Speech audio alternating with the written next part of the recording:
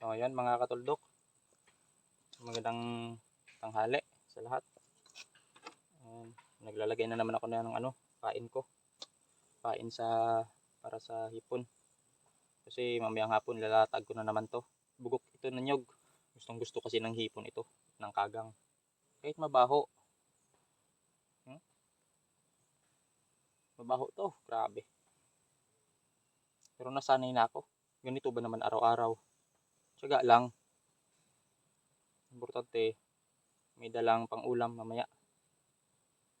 Bukas ng umaga. Sigurado ito mga katuldok, sureball ito na may huli. Kasi malaki itong trap. Tsaka maganda itong ating pain. Tinatali ko yan dito sa loob. Para hindi siya kalat-kalat dito sa loob. Hindi siya ikot-ikot. Tatali ko ito dito. Itong pain. Ganyan lang yan.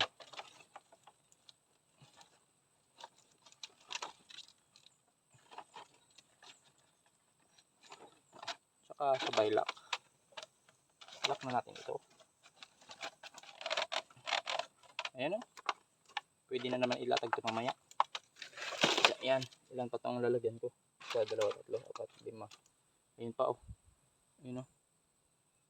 Yung maliliit, yung 1.5. 5 piraso din yan. Yung 1.5 ko, 5 piraso lang yung ilalatag ko mamaya. Tsaka itong malalaki, 8 piraso. Tsaka meron akong bago. Ito mga katuldok. Ito bago kong trap ngayon. Yung screen. Gumawa ako 3 piraso. Susubukan ko itong ilatag mamaya. So titingnan natin bukas ng umaga kapag maganda-ganda naman ang huli nito. Kasi wala na akong mapagkukunan ng ng ganito, ng Wilkins. Maganda kasi itong malaki rin. Yan.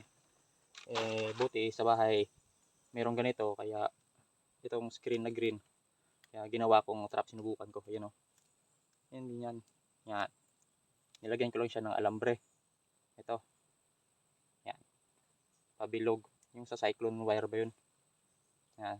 Tapos binilog ko lang. Tapos yan. Ginawa ko na siyang trap. So, tatlo lang yung nakaya kong gawin. So, lalatag ko to mamaya. Bukas, titingnan natin kung marami din ba ang laman nito. So, yun lang. Ayos mga katuldok. Pa-share naman itong video na to. Pa-like naman at pa-comment. So, yun lang. Salamat.